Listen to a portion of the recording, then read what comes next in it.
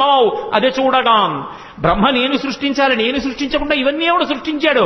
ఓహో వాడురా బ్రహ్మమో పరబ్రహ్మము, వాడు నన్ను కన్న తండ్రి. పరిగెత్తుకొచ్చాడు. వచ్చి ఆవుల్ని దూడల్ని కాస్తూ వెన్నముద్ద తింటున్నట్టుగా నిలబడినటువంటి చిన్ని కృష్ణుడి కాళ్ళ మీద పడిపోయాడు.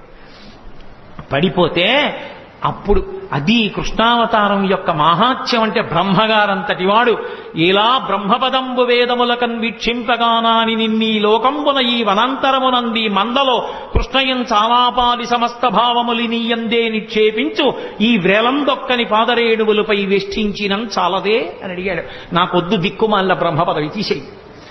ఇంతమంది పిల్లలు ఎన్నడునైన యోగి విభులెవ్వని పాదపరాగమింతయున్ కన్నుల కానరట్టి హరి తద్దయు కైవడి చేడియాడుచున్ కౌగిట చెచ్చుచున్ తన్నుచు గుద్దుచున్ నగచు తద్దయు కైవడి కూడియాడుచున్ మన్నన చేయు వల్లవ కుమారుల భాగ్యము వింతయొప్పునే.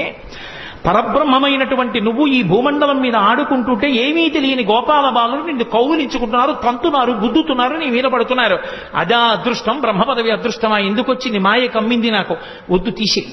ఈ గోపాల బాలులలో ఎవరి పాదానికైనా అంటుకున్న ధూళి నా నాలుగు తలకాయల మీద చల్లుకుంటాను, నాకు అనుమతి ఇయ్యాలి. అహోభాగ్యం నందగోప వ్రజౌకసాం యన్మిత్రం పరమానందం పూర్ణం బ్రహ్మసనాతనం అంటారు వ్యాసుల వారు మూల భాగవతంలో.